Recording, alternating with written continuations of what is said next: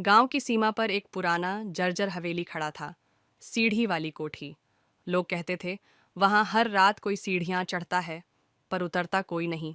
रवि, एक साहसी किशोर, यह रहस्य सुलझाना चाहता था। एक रात जब पूरा गांव सो रहा था, वह टॉर्च लेकर उस हवेली में दाखिल हुआ। जैसे ही रवि ने पहली सीढ़ी पर कदम रखा, एक धीमी सी सरसराहट हुई। पीछे मुड़ा, कोई नहीं। शायद हवा है, वह बुदबुदाया। ऊपर पहुंचते ही दरवाजा अपने आप खुल गया। भीतर पुरानी तस्वीरें दीवारों पर थीं, पर एक तस्वीर में रवि खुद को देखकर चौंक गया। वही कपड़े, वही चेहरा। कैसे? तभी एक बूढ़ा आदमी प्रकट हुआ। उसकी आंखें चमक रही थीं। उसने कहा, तू भी वही गलती कर रहा है जो मैंने की थी। सत्य जानना आसान नहीं। रवि ने पूछा, आप कौन हैं? जवाब मिला, मैं तेरा भविष्य हूँ। अगर तुझे यह जानने की लालसा है कि इस हवेली का रहस्य क्या है, तो यह कीमत चुकानी होगी अपने डर को मारना। गांव की सीमा पर एक पुराना जर्जर हवेली खड़ा था। सीढ़ी वाली कोठी। लोग कहते थे वहां हर रात कोई सीढ़ियां चढ़ता है, पर उतरता कोई नहीं। रवि, एक साहसी किशोर, यह रहस्य सुलझाना चाहता था। एक रात जब पूरा गांव सो रहा था, वह टॉर्च लेकर उस हवेली में दाखिल हुआ।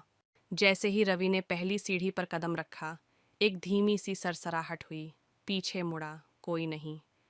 शायद हवा है, वह बुदबुदाया। तभी एक बूढ़ा आदमी प्रकट हुआ। उसकी आंखें चमक रही थीं। उसने कहा, तू भी वही गलती कर रहा है जो मैंने की थी। सत्य जानना आसान नहीं। रवि ने पूछा, आप कौन हैं? जवाब मिला, मैं तेरा भविष्य हूँ। अगर तुझे यह जानने की लालसा है कि इस हवेली का रहस्य क्या है, तो यह कीमत चुकानी होगी अपने डर को मारना।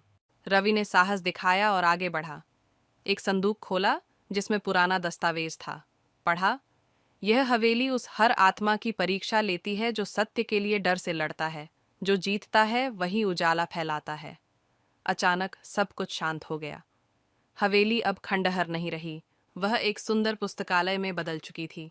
गांव वाले अब यहाँ आकर ज्ञान प्राप्त करते। नैतिक शिक्षा। सच्चाई की तलाश में डर जरूर आएंगे, पर जो साहस दिखाता है वही परिवर्तन लाता है।